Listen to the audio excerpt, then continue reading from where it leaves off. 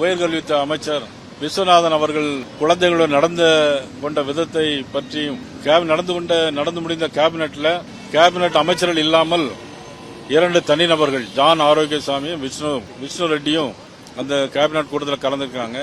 இது குறித்து நடவடிக்கை எடுக்க வேண்டும் என்று ஆளுநர்களுடன் நாங்கள் மனு கொடுத்திருக்கிறோம்.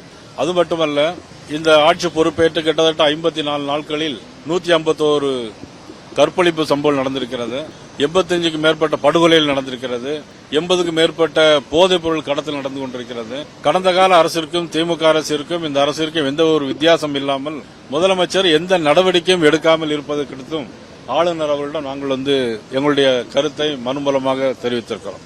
நான் உடனடியாக எல்லாத்தையும் சரி பண்ண நான் சொல்லல. நீங்க சொல்ல மாதிரி 54 நாள் தான் ஆச்சு.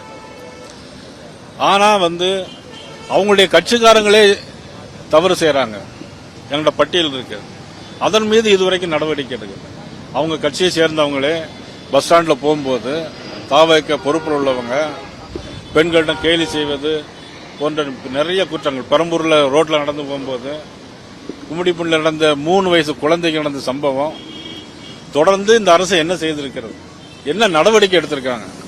நீங்க எதுக்கு எடுத்தாலும் வெள்ளை அறிக்கை கொடுக்கறாங்கல்ல, இதுக்கு என்ன அறிக்கை கொடுத்திருக்காங்க? இத்தனை சம்பவங்கள் நடந்திருக்கு, இவ்வளவு கொலைகள் நடந்திருக்கு, இவ்வளவு போதைப் பொருள் கடத்தல் நடந்திருக்கு, நாங்க என்ன நடவடிக்கை எடுத்திருக்கிறோம் அப்படிங்கிற ஒரு நடவடிக்கையை அவங்க தெரிவிக்கணும்ல. அதுதான் நாங்க கேட்கிறோம்.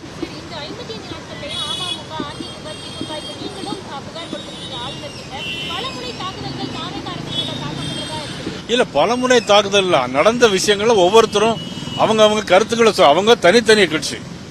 பலமுறை தாக்குதல் நாங்க அவங்கள போய் தாக்குறதுல எங்களை அந்த அரசு மீது நாங்க பயணம் குற்றம் சாட்டணும்னா சொல்லல. நாங்க உடனடியாக ராஜினாமா பண்ணணும் அப்படிங்கறத சொல்லல.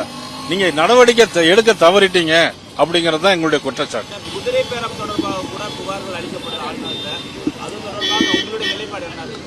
அது என்ன சந்தேகம் இருக்கு உங்களுக்கு?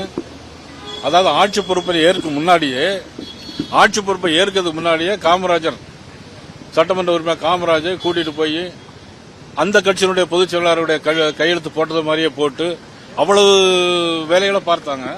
தொடர்ந்து இப்ப எல்லா எம்எல்ஏக்களும் போயிட்டே இருக்கிறாங்க. எங்களை பொறுத்தவரையிலும் இப்ப 54 நாள் தான் ஆச்சு. ஒரு இடைத்தேர்தல் 6 மாசத்துல இடைத்தேர்தல் வர வேண்டிய அவசியம் கிடையாது, அவசியமே இல்லை. ஆனா இப்போ இந்த தேர்தல் எதற்கு? இப்போ அப்ப குதிரை பேரம் நடக்குதா இல்லையா? அதுதான் என்னுடைய குற்றச்சாட்டு.